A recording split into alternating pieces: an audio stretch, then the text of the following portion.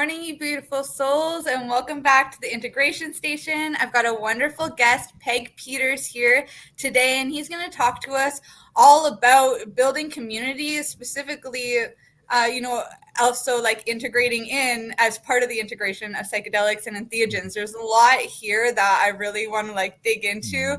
So we talked a little bit about the community part, but there's so much deeper. So I'm really excited for this episode. I'm excited to share Peg with all of you. Without further ado, I'm just going to pass over to you, and you can share a little bit about, what brings you here, what inspired your own story. What is your story? Tell us everything. Oh, thanks, thanks, Ashley. Really appreciate being on your show. It's I love talking with people that have passion, and you have passion, and that's why it's so exciting to be around people like that, because it's contagious. So, so how did I get into psychedelics? My name is Peg Peters. My wife and I have been married for 32 years.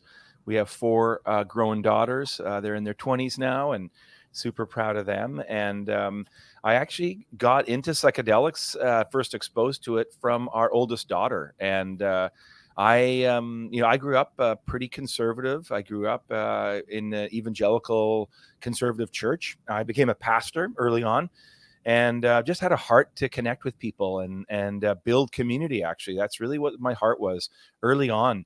And as we started having kids, and my worldview began to change, began to be disenchanted with the Christian worldview that I'd been handed, and it just wasn't connecting with the deepest questions of my soul. And it was, if anything, it was creating more questions around the nature of the divine. Was God really the God that wants to kick people out and send people to hell, or was the divine a being of love and connection and inclusion? And those were really fundamental questions for me. And so those were the ones I was wrestling with, and I was pulling away from church and really not finding that community to be one that was safe and inclusive. And in the meantime, my daughter had Crohn's disease and was really struggling, a lot of pain. There'd be days when we'd come home and she'd be home from school as a middle school kid, and then into high school, and she'd just be rocking in pain and writhing. And we were, doing everything we could to help her and alleviate her suffering, but nothing was really touching it. And one day, she had done her own reading, and she had read Doors of Perception, Aldous Huxley, and she had read lots of books that we were just kind of watching her read. She was home a lot in the hospital and these kinds of things. And one day she came into our bedroom and said, I need to tell you what happened. Something really profound happened to me yesterday. And we were like, what happened? And she said, I've been reading. I didn't want to tell you, Mom and Dad, because I thought you might be, scared, or I know you guys don't do drugs. But I did a big mushroom trip, and it changed my life. I met the divine.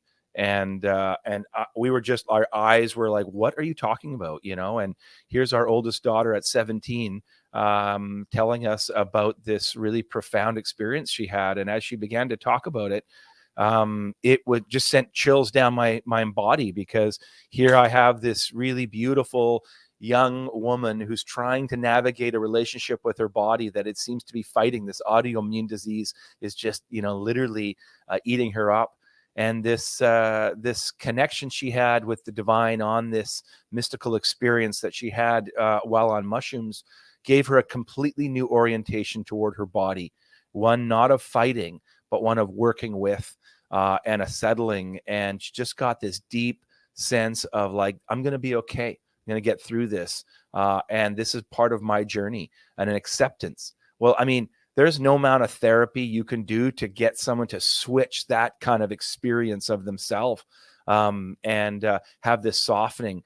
And so immediately, I mean, that was probably over 10 years ago. And so I knew at the moment was, no matter what my opinion may have been about, drugs, psychedelics, I'd never experienced them. I'd never had them. No matter what, here I have my own daughter having a profound mystical experience and having a transformed relationship with her own body and her mind and her spirit. And there was nothing I could do to undo that now new learning in me. I'd seen it firsthand in my daughter. And so I realized that this was something I needed to at least pay attention to and started to explore. And so my friend, who is a marriage and family therapist, him and I had been pastors together, actually, and we both left that community, and we wanted to start our own spiritual community that was open and inclusive, and was based around love, not exclusion. And so we had this passion to build a community, and we started to explore these substances that we were seeing coming out of Johns Hopkins research. I had read an article, I think it was 2015. I think it was called The God Molecule, and it was about people who were having these mystical experiences using psilocybin for end-of-life cancer research at Johns Hopkins. And as I'm reading these reports, I would just like, my mouth is open, because there's a similarity in what people are experiencing. And there's like 87% of people were saying this one experience was so transformative, on par with, the most important experience of their life, including their wedding and all that kind of stuff. They said it transformed who they are. One experience of 4 hours working with this sacred substance. And I'm reading this in a secular, academic journal. And I couldn't believe what I was seeing. I'm like, here I was, a minister, and never has had a mystical experience in my life, right? My entire worldview was based up in my head. Theology, beliefs, dogma, you're right, I'm wrong, let's argue about whatever. And I didn't realize that there's a substance that was made by made by this beautiful, universe that we are in, that can give human beings this sense of understanding of who they are at the real depth, that they are divine beings inside, that the divine is not necessarily out there up in the sky, but the divine is right here, so present to us. And so I said, I gotta explore that. I mean, that reading that and researching that, it really connected to my own longing for God in my own life. And it had been it had felt like a ghost town for me. I had no connection with the divine personally. It had just been a theological construct up here. But the idea of me encountering God directly, like some kind of Old Testament, prophet hearing from the divine, I mean, that felt impossible. That was the stuff of 2,000 years ago, and I just kind of given up that that humans nowadays could encounter the divine, right? But here was a substance that people were claiming. This gave us access to a personal experience that you could repeat in a clinical test. Like, it's not just like you just stand on a mountain and some bunch of woo-woo happens and then you have some kind of thing. It's like, no, we can replicate this with 5 grams of psilocybin. We can replicate this as many times as we want. We can begin to get patterns. We can begin to understand what are the archetypes, the images that come up for people. We can explore it. And that got me so curious, got me so interested. And then I said, okay, I've got to have that experience for myself. And so it would have been about 2017. I had my first high dose psilocybin experience in a therapeutic context. And it was nothing short of absolutely transformative and amazing for me.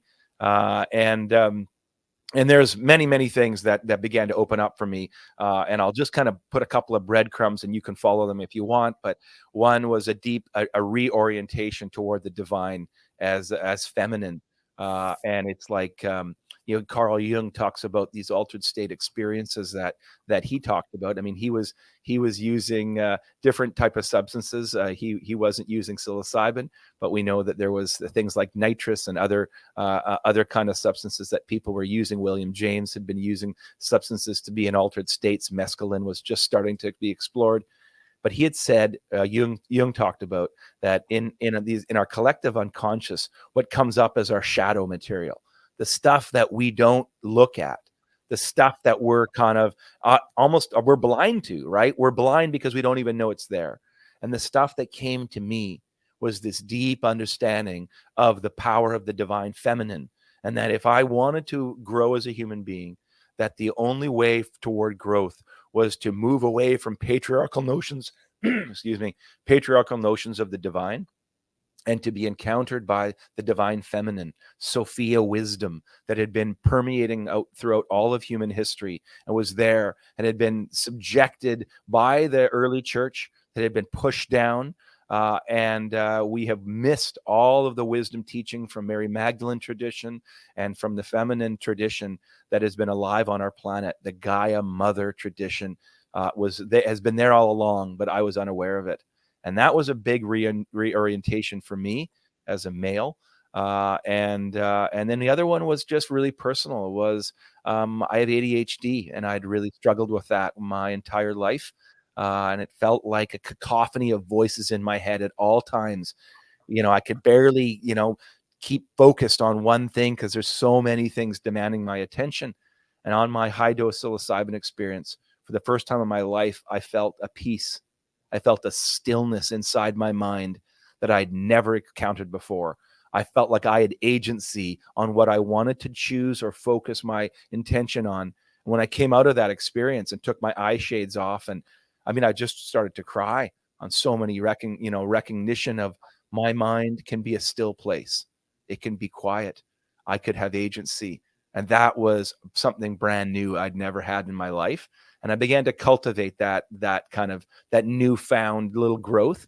I had to work with it, but it didn't stay perfect after that. But I, for the first time, could feel peace inside. And so that's kind of how I got into psychedelics, was through research, through my daughter, through Johns Hopkins, through my friend as a therapist, and then a heart to build spiritual communities that were based on authenticity, connection, and kind of openness. So yeah, that's a good start for us there, and we can kind of go down some rabbit trails from there. So many rabbit trails for sure. Like, I've been taking notes. I don't even want to show you because it's a mess. But let's see if we can work through some of this.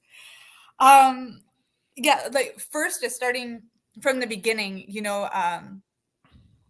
Being in the church, like so involved in those ways. It was kind of surprising. Like, even though I somehow knew, because I grew up in the Catholic religion and things like that too. But it was just really refreshing, I think, to hear that you were still coming from a mind and from a science place, even though you were in the church, where it's meant to be like spiritual and soulful and heart-centered, but it was this coming back to the natural laws, to mama nature, to like the medicines that are just, our gifts given to us, like from the heavens, we'll say for now. But, it's, it was really refreshing to hear that. And there's some work done by Napoleon Hill. He did this book called Outwitting the Devil. And in that, he did a lot of the kind of work that Carl Jung was doing, where he was channeling in his red book.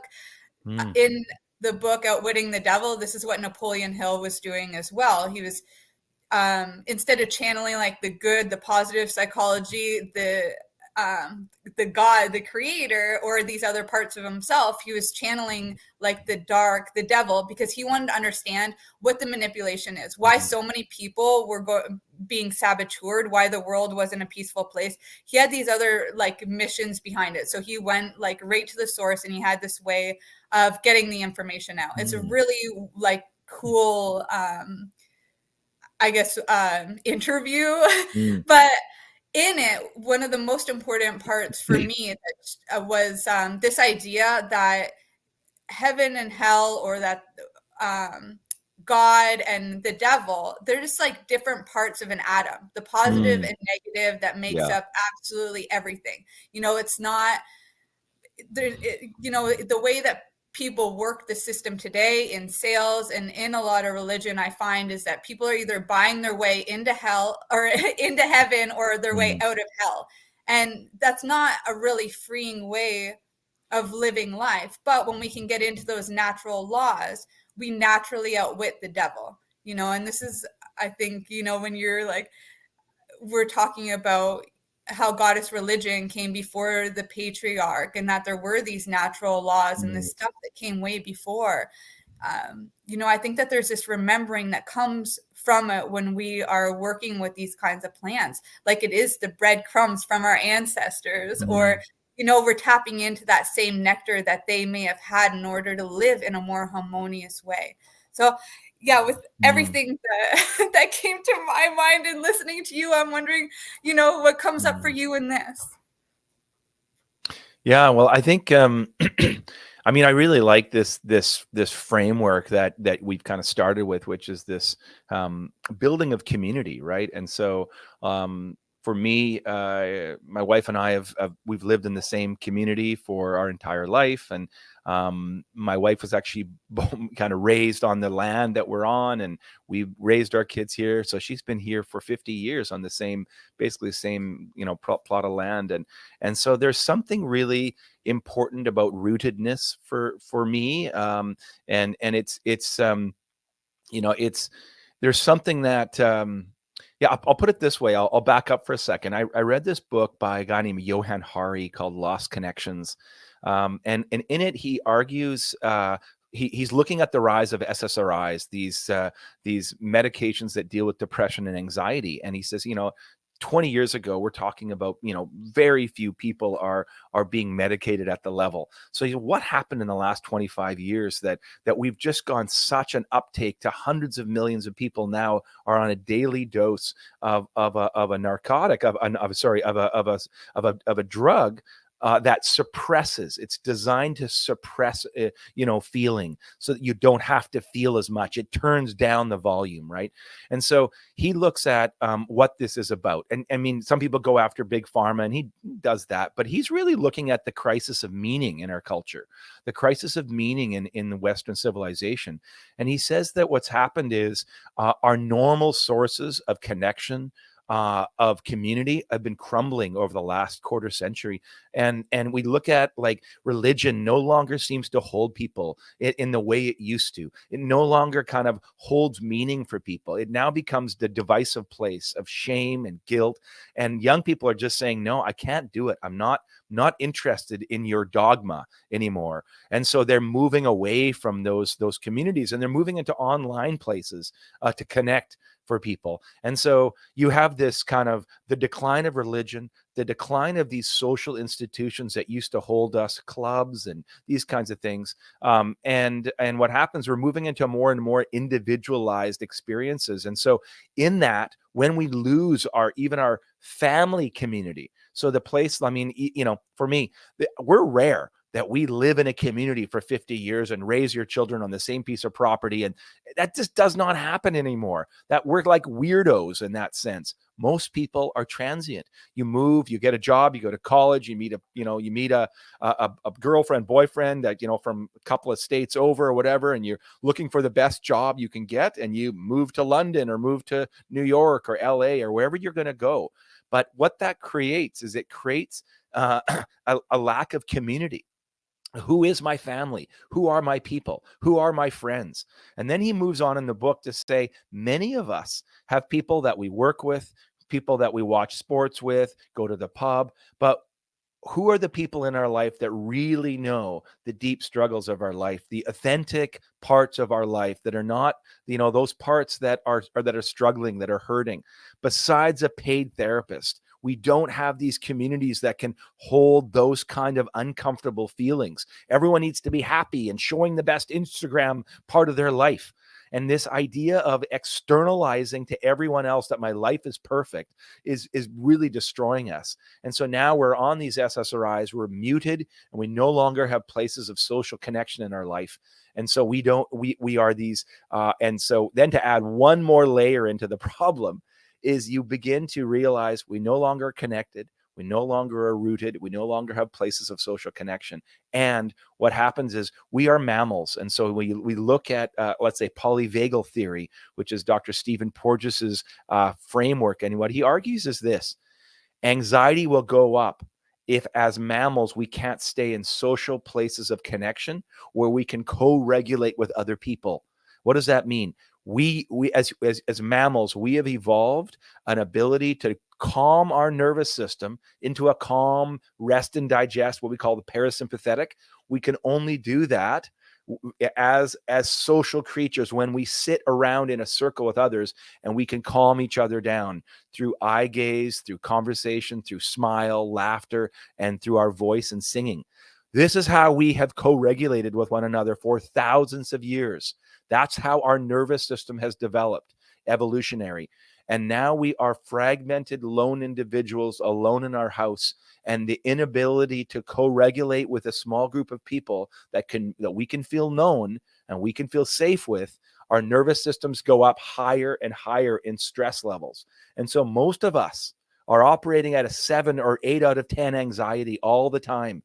And we're not co-regulated in these social, communal, safe places.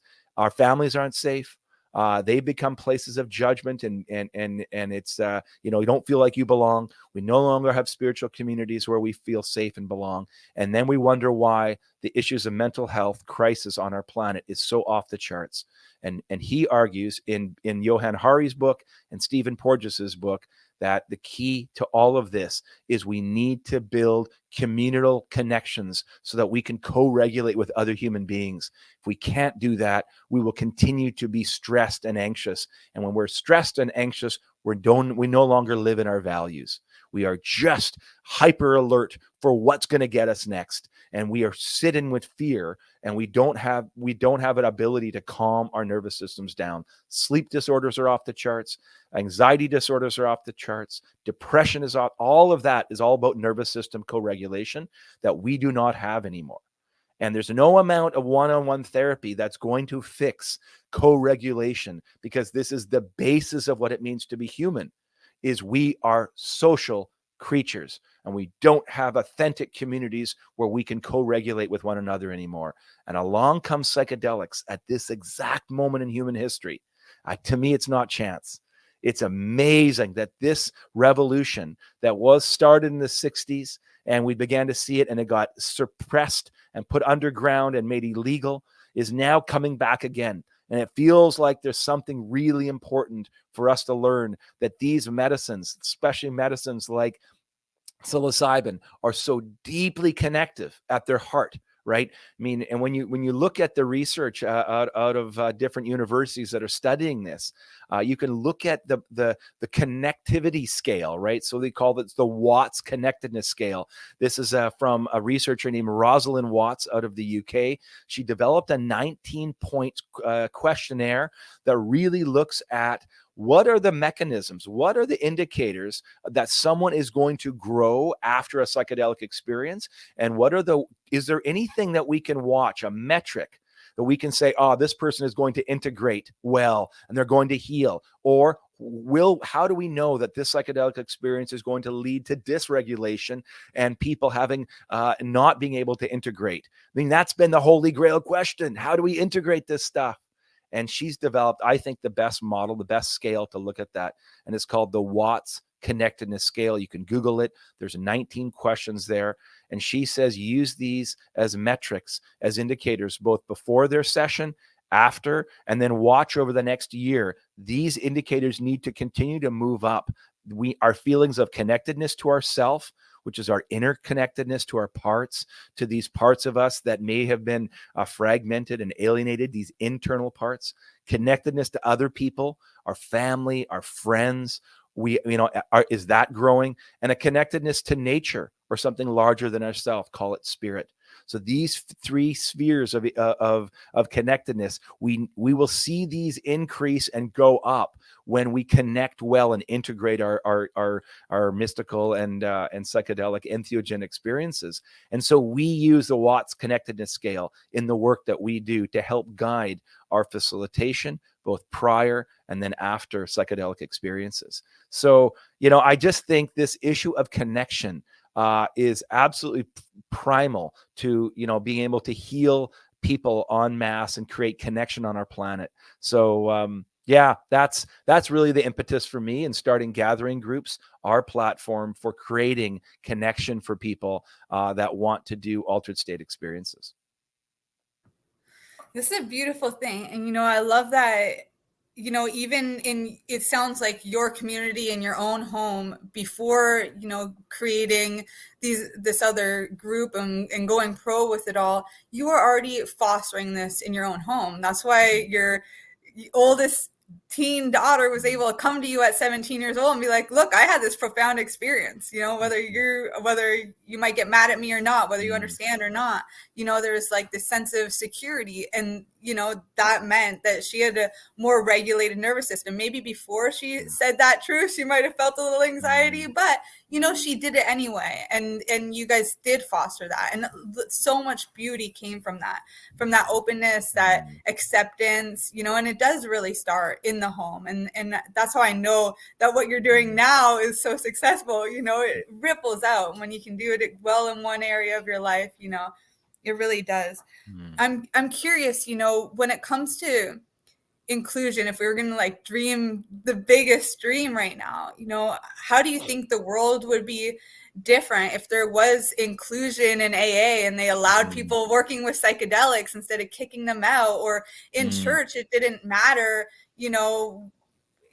who, like, where your background was or what mm, your belief systems are, or you know how do you think mm. things would be different if we treated people without judgment, but just really from a heart-centered place, and allowed Yeah. that, and we're able to hold space? Oh man, yeah, those are beautiful visions and goals of what we really need as kind of humanity right now, is these places of connection and community, and places that are going to help people co-regulate our nervous systems with one another, right? And so if we kind of say, hey, this sounds right, like I mean, I was even listening to, not even, he's beautiful. Sam Harris has a beautiful app called Waking Up. And I mean, he's an atheist. And so he has a worldview that says, listen, we need to explain all of this, what's going on in the nature of mind. But he has such a good insight on consciousness and how it works. And he has a beautiful app that really encourages meditation. This idea of mindfulness, of bringing you back into the present moment, so that you're not kind of lost in the kind of the worry of the future. We spend so much time thinking about, what's going to happen about this and that. So we spend half of our day, worried about the future, and the other half kind of regretting or feeling shame or feeling, frustrated, and if about the past, something that happened to me in the past. And so he says the intention of what it means to be human and alive and thriving is to be, helping your mind get a sense of centeredness into the moment, into the present. And so I look at people like this saying, and he's saying mindfulness is the key for us as a human, as a human species to thrive. And he looks at the wars around us and the chaos, and he says these people that are driving all of this are in essence out of their minds. They are driven by concepts that are deep inside of them, concepts of hate, othering, fear. These kinds of questions are going on. And he says if we can begin to start practicing these practices of mindfulness and psychedelics. I mean, he talks about how could we build a secular version of what they had in Greece called the Temple of Eleusis. Now that's an ancient temple that I actually visited this summer, and I brought an archaeologist, and we spent some time because I'm really interested in kind of ancient cultures that have used plant medicines as a way to work with their culture and build community. And so this was the largest running psychedelic group work ever done in human history. It was done for 2,000 years, and every year it was done in September at a temple just about 30 kilometers west of Athens in the town of Eleusis. There was a large temple there, and for 2,000 years, people would take this kukion, this psychedelic mix that was based in the LSD, based in an ergot mushroom, and they've now done archaeobotany on places that were using this substance, where they can scrape the vessels, these ancient vessels, and do DNA tests and say, what was in these chalices that we find in these ancient sites? And what they discover is psychedelic plant residue that these early priestesses were brewing, right? And so they would use this kukion mix to give people an altered state experience. And they would do it at night. They do it in groups. They do it in community. There'd be up to 5,000 people tripping at once. Can you imagine that? It's like Burning Man of the ancient days, but with intentionality, communal intentionality. And the goal was to face your own mortality. And that's what these high dose psychedelic trips can do. They can bring you face to face with death. And they can recognize that death is not the end of of who we are as these kind of divine beings, these beings that are larger than just fearing our own mortality. And we can kind of bring us to this place that we recognize who we really are beyond all of our fears. And so I look at places like Eleusis, and I look at, indigenous communities that have been using plant medicines for thousands of years. And they invite us into a way of working with these plants to help us build community, to help us to kind of give up some of these things that we need to let go in life. And these sacred plants have been worked with by indigenous communities around our planet for thousands of years. This isn't new. This didn't come along in the 60s or with Johns Hopkins research in the last 20 years. This way of human beings working with plant medicines to have these altered state experiences, in whether it's shamanic or ritual or ceremonial ways, have been part of what it means to be human. And so I think there's a calling back to building communities that also are open to these altered state experiences that's called trance-based learning, or these kind of these ways of getting out of this default mode network, this busy mind that keeps spinning and spinning and never shuts off. There are substances on our planet that can help that slow down and get into our heart so that we can realize who we truly are and make decisions from there rather than from panic and fear and worry. And so I think entheogens are important part of what it means to be human. And I believe there's a resurgence and a renaissance of coming back to them. And we need to see them move outside of just the Western medical model, just being, two therapists, one individual. Let's do 3 sessions to prep you for a psychedelic trip and give you, the eye shades and the headphones, and then, give you 3 more sessions and off you go. That's not going to heal people. That's going to give them an experience, and then we're going to put them back into a toxic family, a toxic system, a toxic culture that's going to make them twice as depressed as they were before. So what we really need is we need wholesale system change. We need changing of what it means to be family, what it means to be, a husband and wife. How can these plant medicines help us enhance our relationships, right?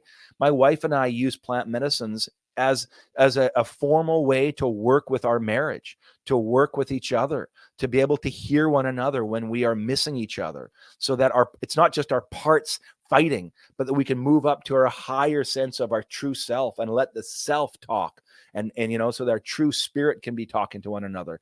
Well, we need husbands and wives to be working with these plants. We need fathers and mothers to be giving their young people a sense of kind of a rite of passage as they graduate high school. I think plant medicines are an important part of building these rites of passage into our young people's transition from being, a teenager to becoming an adult.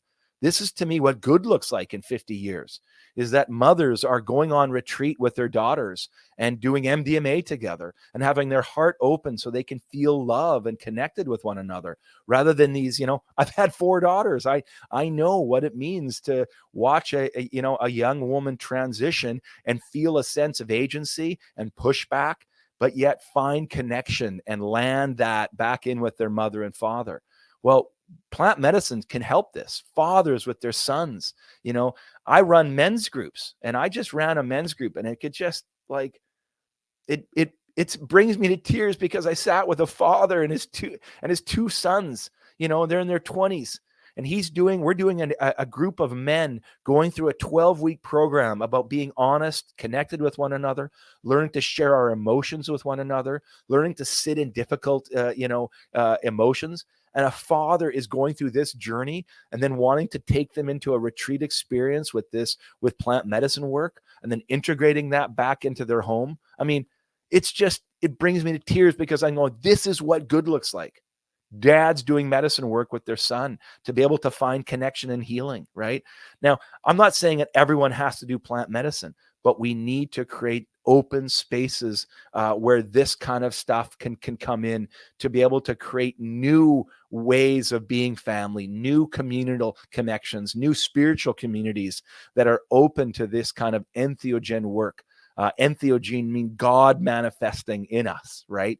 God within us, not the God, Santa Claus God with a beard out there, some kind of God in the sky pulling levers when we ask. And it's the divine within, right? So that is that's kind of my dream and hope, is to create these kind of communities. And our gathering group model that uses a 12-week protocol works with therapists to develop this kind of slow prep for medicine journeys, and then these group of people taking medicine together in community with other kind of facilitators present, and then integrating that back in your group for the next month or two, and then that group staying together on a monthly basis and connecting. And so we do women's groups and men's groups and couples groups and co-ed groups, and this has been our model of seeing how group work paired with psychedelics can really become transformative and healing for people, because it allows us to co-regulate and allows us to be authentically seen in a group. And that's the key that's missing in our modern world. Uh, yeah, like there's honestly so much here, and I love what you're saying about like this is what it means to be human. This Mm-hmm. is the human experience, and these are tools that we've been working symbiotically with for since the beginning of human Yep. history. This is before Jesus. This is even before the moon, or like the triple moon goddess and the old Mm-hmm. goddess religions. This is like this is going way back. I love that science and history and things are adapting to these ways and allowing us to bring forth the lessons from the past and understand it, but also mix it with the technologies of today, and adapt it to what our struggles and challenges we have today. But there's a lot too when it comes to this rites of passage, like what Mm-hmm. we're going through today. It's like, oh, now you turn 16, and it's like you get a car, you find porn, you learn to gamble and drink, and it's like, no, that's not the rites of passage. The rites of passage is these experiences of being in nature, maybe spending time alone and learning your independence. Maybe it's working with the medicines. Maybe it's coming together in a community and figuring out like where Mm-hmm. your place is in all of it. I actually, for one, think that's a little bit of all of it mixed Mm-hmm. together. And Yeah. when old religion was or even like the Jesus religion was being shared, originally it was depicted with the psychedelic Jesus with three heads, which is very much like Hecate, the triple moon goddess, or Mm-hmm. the goddess that showed itself in three forms. And this is how Jesus was shared with the Spanish and with Native Americans in back in the beginning. There was this understanding, like how you had mentioned the archetypes, that there are these different parts of ourselves, and those different parts, this is why the group collective thing works, right? Is because those different parts need a safe place, each of them together, for its full healing. Great book. I love the mortality cue. This as you're talking, I just had to grab this off my shelf, because this has been such a transformative book for me. And you talk about coming out of the Jesus tradition.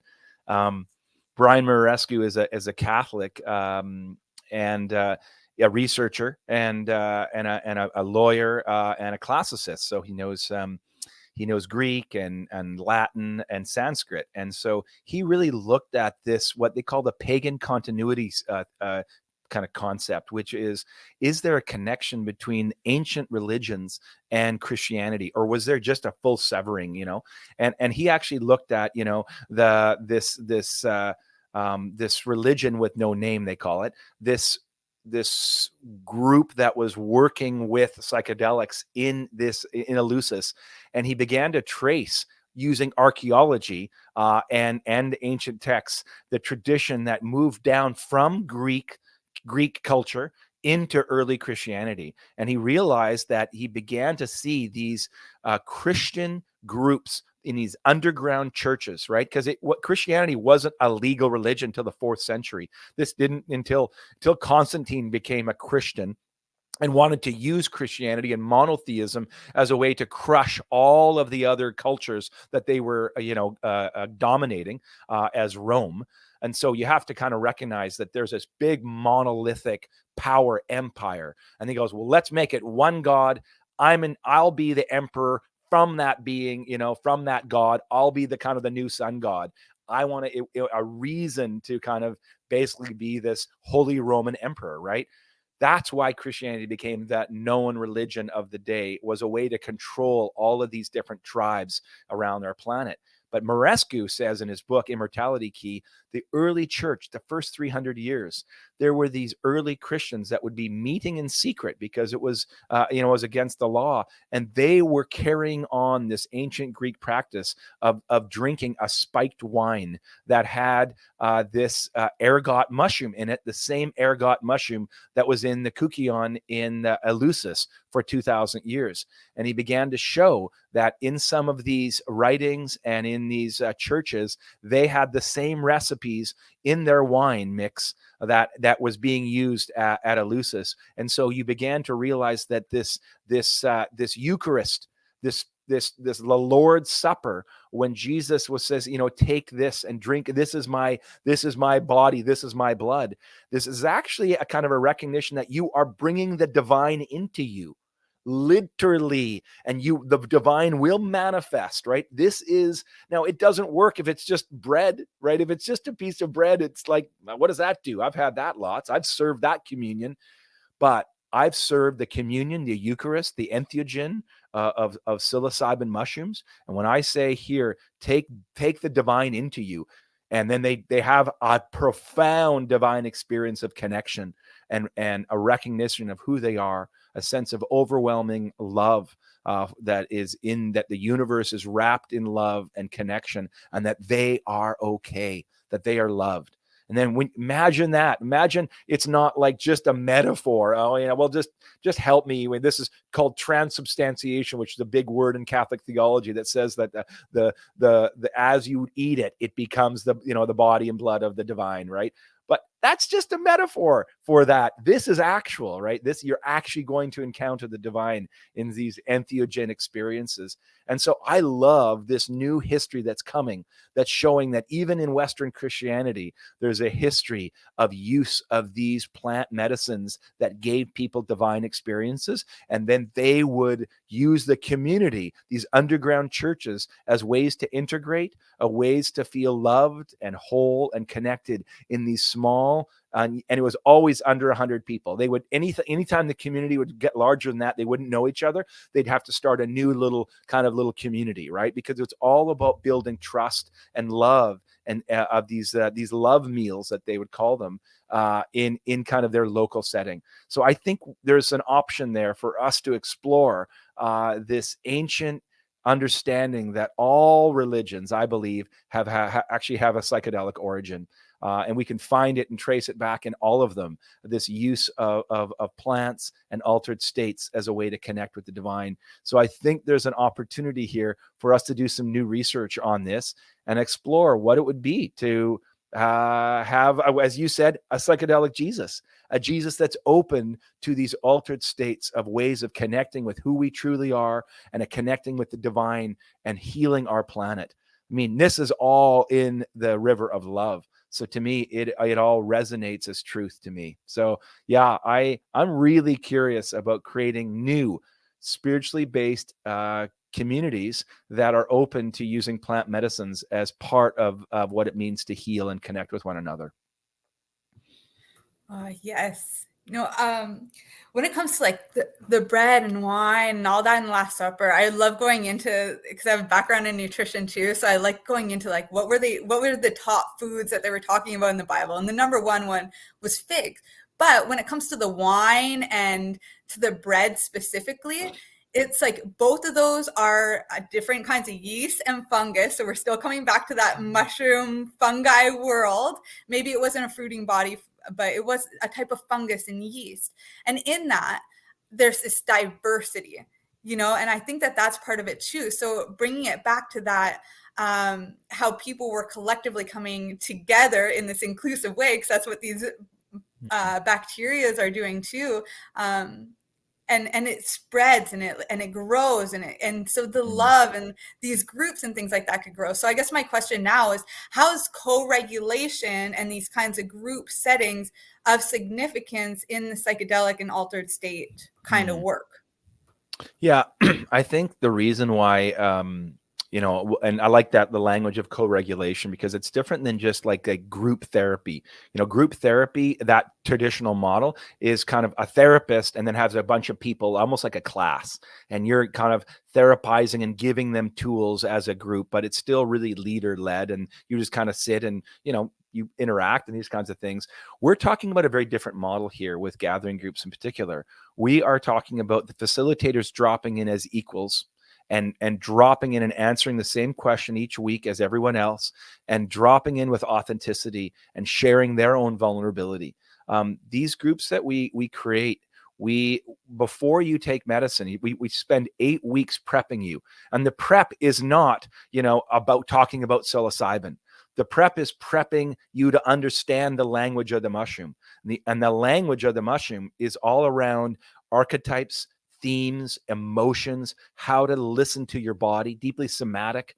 So we do this by getting into a group every week and putting a question that each of us has to respond to with 3 minutes. We time it. And then we have what's called an embodied witnessing or embodied listening, where we're listening to one another from our bodies. What's coming up from me as you're sharing? And it's in this feeling of being known by other people, not being fixed, not being therapized, not saying, oh, here's what your DSM-5 diagnosis is, and you need to explore this. That's not what we're saying.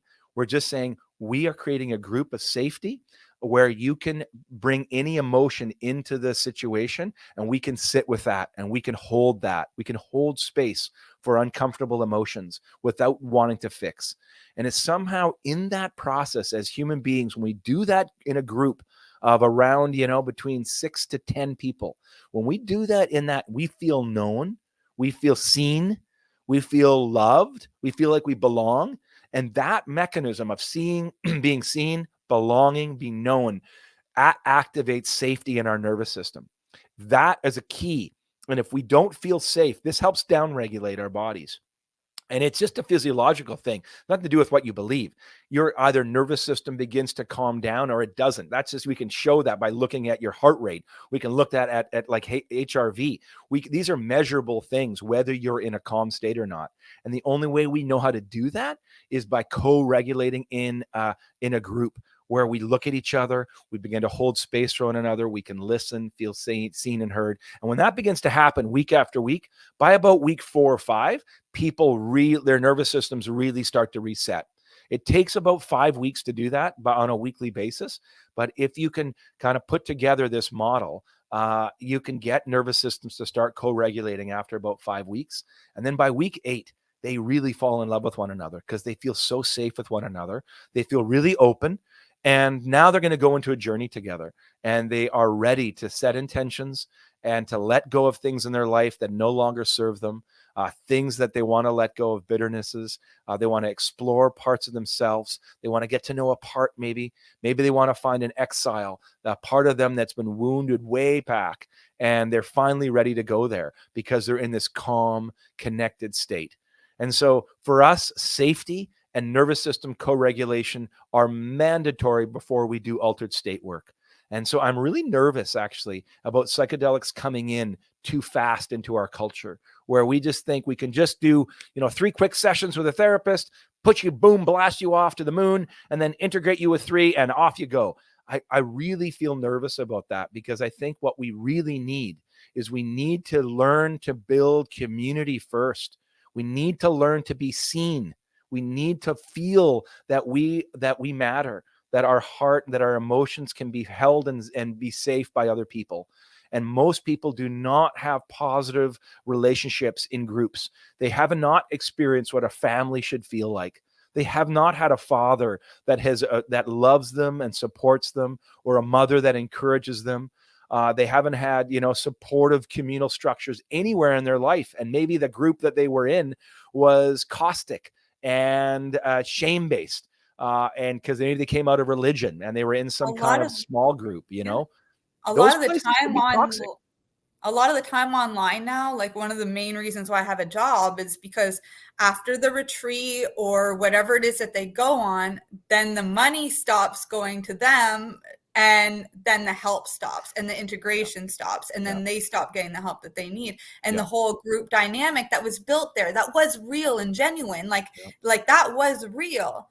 But the transition just isn't enough, as you were yeah, mentioning, like they go back to their old environments, the stuff yeah, isn't changed yet, and they're extra sensitive now, so yeah, things can get worse or fall mhm, back faster. And yeah, so yeah, it's like I'm grateful that that I have mm, a job and that I was able to see yeah, that. But at the same time, it's like what you're saying is so needed. Like we need more of this, so much more of this. And mm, people need that safe place to feel whatever is coming up so that they can finally free it. Like when people mm, are walking mm, around their lives triggered, it's mm, it's their body saying mhm, that it's time to free that trauma.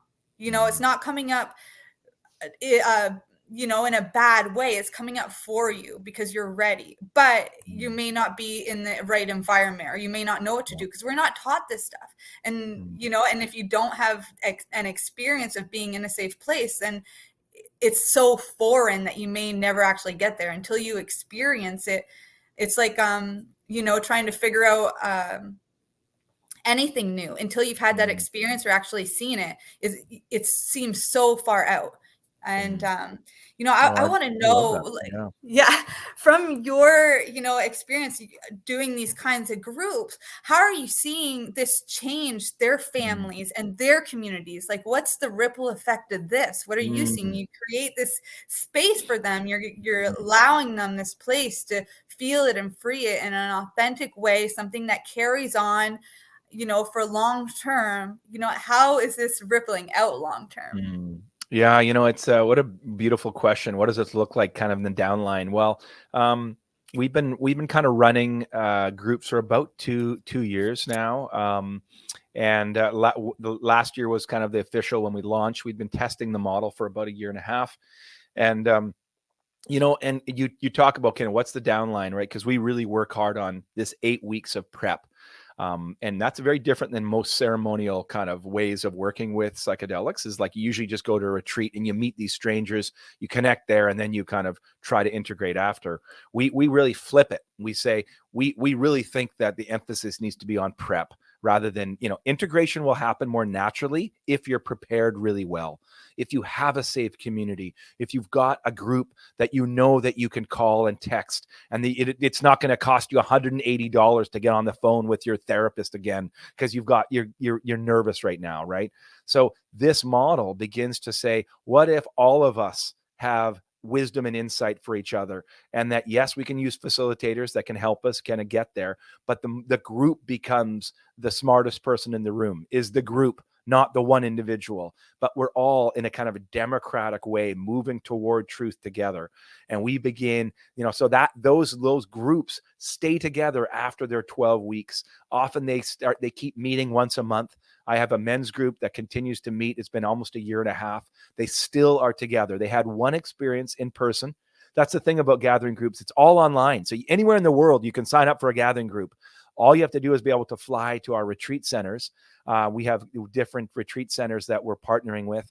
Our main one here is just outside of Vancouver, but we've got retreat centers up in Armstrong, and we do up by Toronto, and we're looking to connect and partner with people in the States that want to do retreats through gathering. But if you're online, you can join a gathering group and co-regulate with a group of people for 8 weeks, fly, meet them, stay overnight, already have this bond before you get there. So now your heart is open, not guarded. You feel safe. Your nervous system has seen these people for months and has felt their heart. And now it's so easy for their heart to open up on medicine because they're with these people they love. And then they integrate that after back online, and they fly back to wherever and they go back online. And what we've seen is that these the communities that have stayed together on their own without facilitators are communities where one or two of the individuals are going to take a bit of a leadership and say, okay, let's meet once a month. Here's the question. There's just a little bit of structure. Structure is really important in order for co-regulation to happen. It doesn't happen to small talk. Small talk is our ability of our nervous system to just to keep it moving, and it actually increases anxiety. Oh, how's the weather, and how's this, and everyone's all like, These groups, we have a actual ceremony where when you come into the 90-minute session, there's a bit of a check-in ceremony that happens, and everything that happens during that 90 minutes is part of a structured way of co-regulating. We don't talk about jobs or anything. We only talk about our emotional content of each other, and that allows us to connect on a really deep way. Not on your favorite hockey team, but really on emotions on the heart. And what we found long term now, as we watch this, we've had over 300 people go through our program now, and we've been collecting data using an app called Quantified Citizen, which is an ability for us to grab data and all sorts of stuff before they go into the program, and then after, and then 6 months follow up. And we look at scores like PTSD and anxiety scores, and look at depression scores and all sorts of stuff. And we just see these incredible shifts that happen for people longitudinally. And we do follow-ups after a year. What we're finding is that 85% of people are saying this group was absolutely transformative to their life. It enhances their marriage and what they talk about, especially when you move out from the psychedelic experience 6 months. They're not talking about the mushroom. They're not talking about the entheogen experience. What they're talking about is the power of this group that can hold them, that can make them feel safe, where they still have a place where they can go once a month and open up their heart and feel held by a group of people. And it's that mechanism that I think is really important in our lives. We need these groups of people where we can feel safe and connected and known. And what's the downline? The downline is marriages are being reconnected. Husbands are kind of recognizing things like, I'll just give you a bunch of things that I've heard lately, right? I had a man who's in his 60s, for the first time said to his wife, I've never honored you for how hard you worked as a mother with our kids. I was off traveling and doing work for 20 plus years, and I never really honored, how much time I'd spent away from the family. She just started bawling. She said, I thought you'd never, ever recognize that in our marriage. That has push them to connect in deeper ways.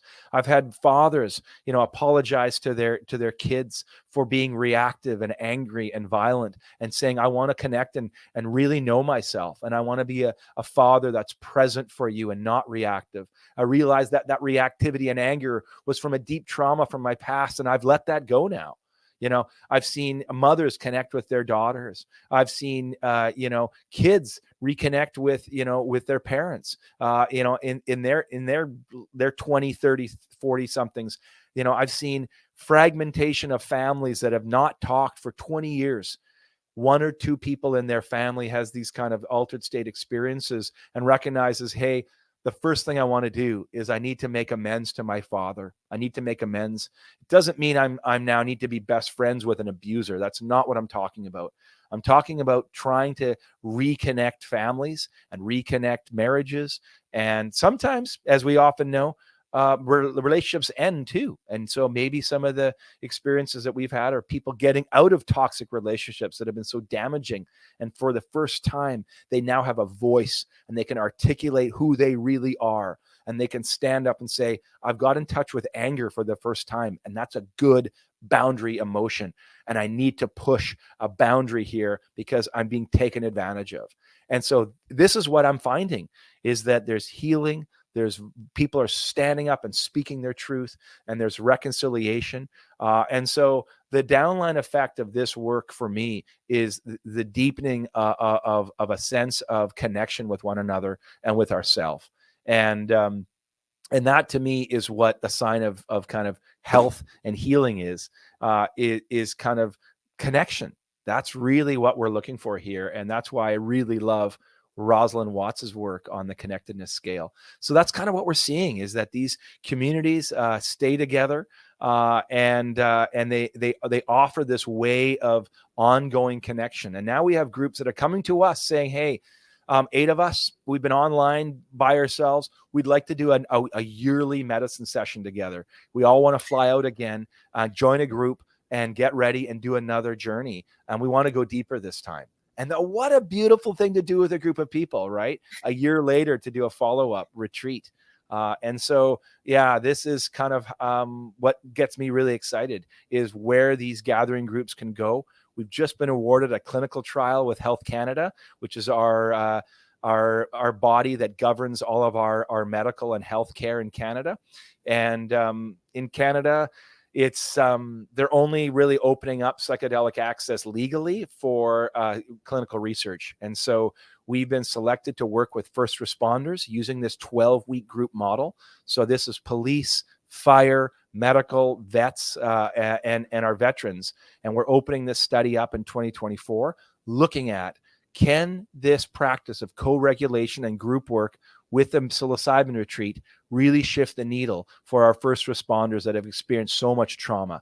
And can we see the shift, and can we be able to now showcase, using a clinical trial, that it's not just safe, but it's effective at helping people feel healing in their deepest places, right? So as I'm interviewing firefighters, especially, that are coming into this program, the kinds of daily traumas they see are just so overwhelming for the nervous system. They have to turn to things like alcohol, excessive exercise, as a way to suppress these really, really big emotions that are coming up for them around trauma.